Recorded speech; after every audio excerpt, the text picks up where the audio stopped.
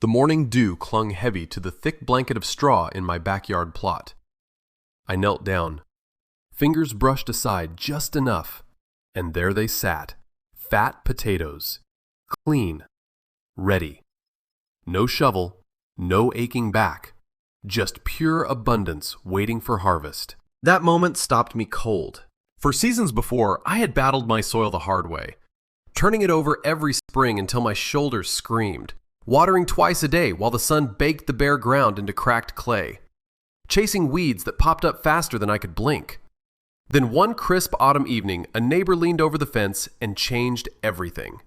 She pointed to her own patch and said simply, "Let the earth breathe under its own blanket. Nature knows." I tried it. My garden has never looked back.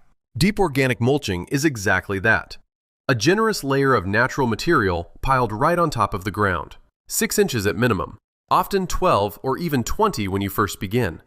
Straw, hay, leaves raked from the lawn, wood chips from the arborist down the road.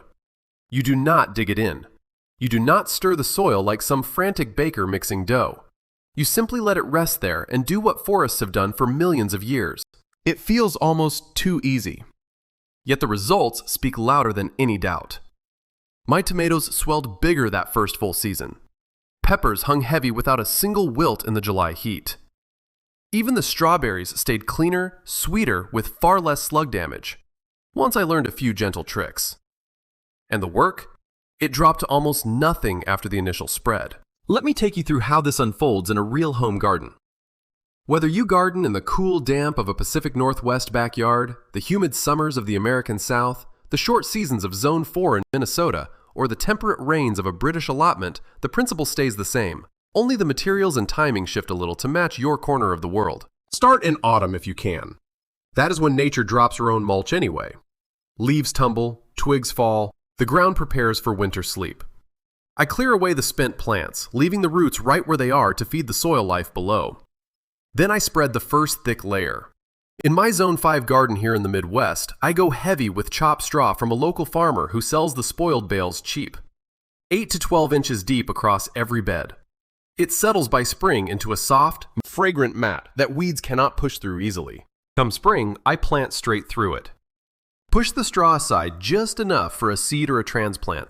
The soil underneath stays moist and cool even when the air turns hot. No crust forms, no compaction from footsteps.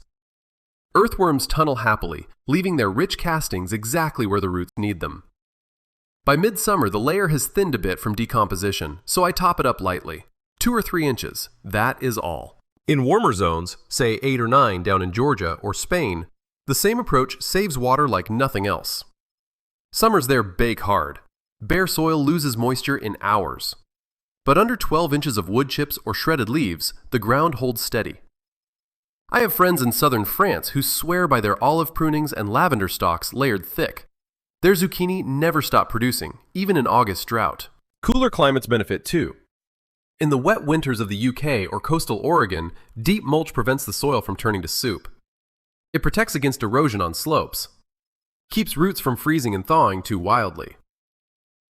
One gardener I know in Scotland uses seaweed gathered from the beach mixed with straw.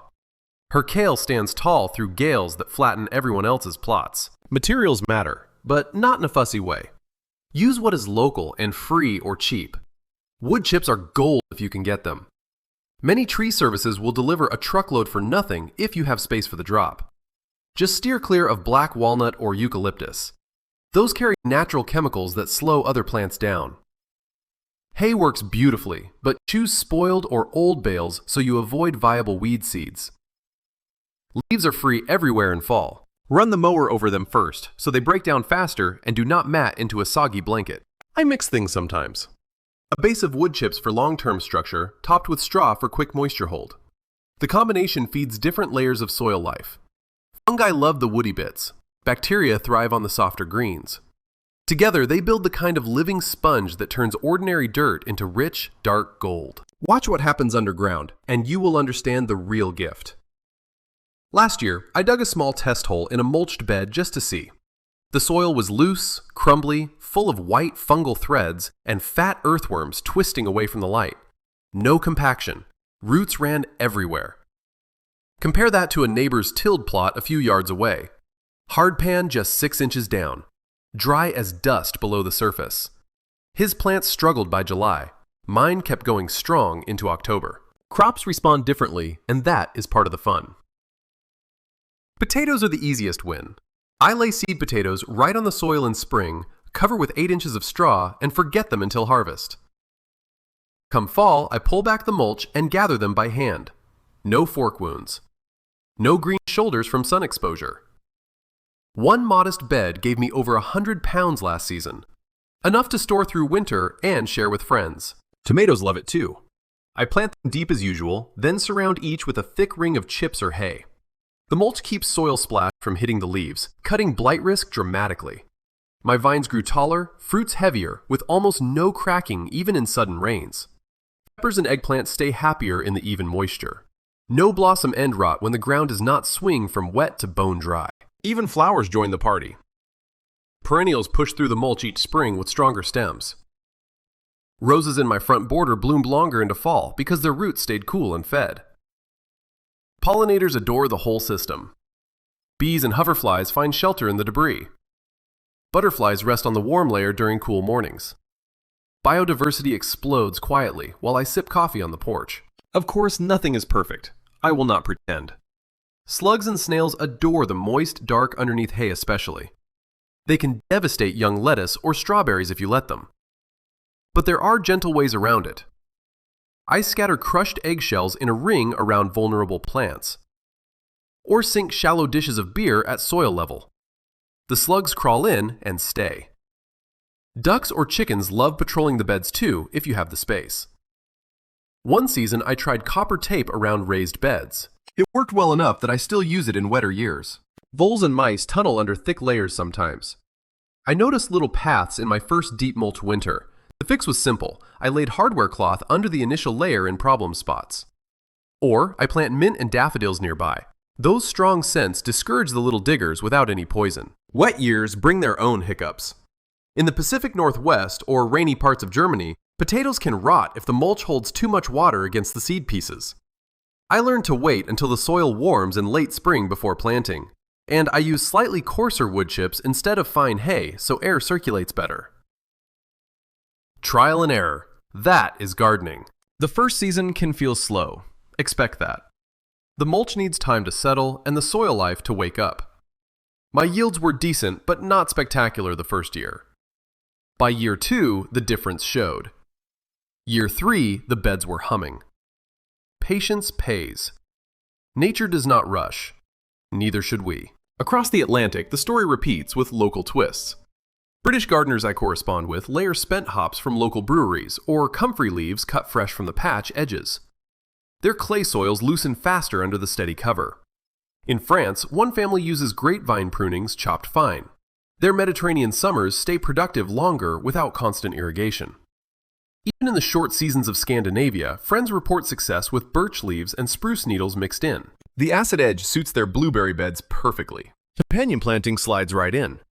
I tuck beans and peas among the heavier feeders. Their roots fix nitrogen that slowly feeds the whole bed as the mulch breaks down. Marigolds and nasturtiums weave through for pest confusion. The thick cover keeps the companions happy too. No bare earth to scorch young roots. Everything grows in community, just like the wild edges beyond the fence. Soil health builds quietly over time. Carbon stays locked where it belongs instead of washing away with every rain. Microbial life multiplies.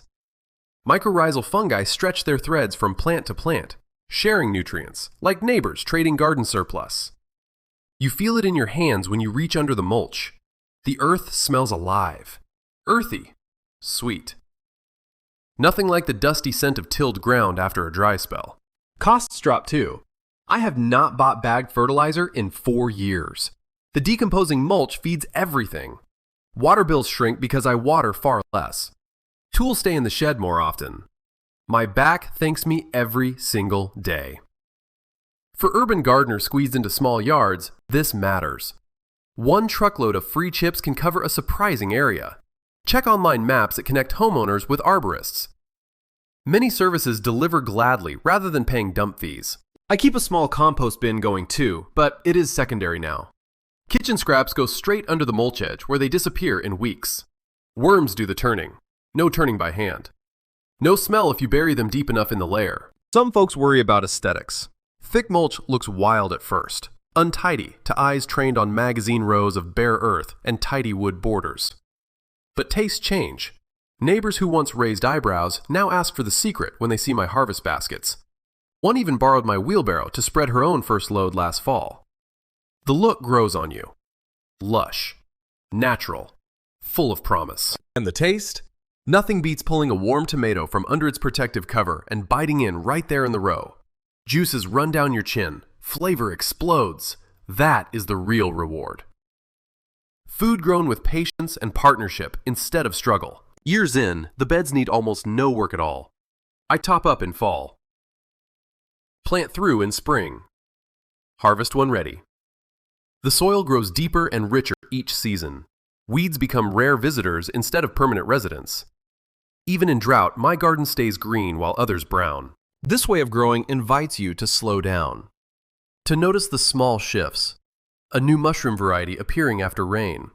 The soft give underfoot instead of hardpan. The quiet hum of life that was always there but hidden under our frantic digging. It is not magic. It is simply listening to what the soil has been trying to tell us all along. Pile on the organic matter. Let it rest. Let the creatures below do their ancient work.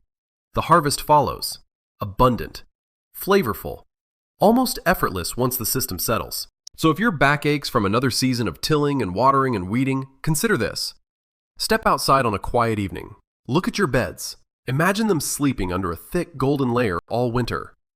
Picture yourself next summer lifting back that same blanket to find clean potatoes, heavy squash, tomatoes that taste like summer itself. The forest floor has been showing us the way forever. Maybe it is time we stopped fighting and started copying. Your garden will thank you, your body will thank you, and the soil, that living, breathing partner beneath your feet, will sing its gratitude in every harvest basket you carry inside. There is no better feeling. Trust me, I have felt it season after season, and I hope you will too.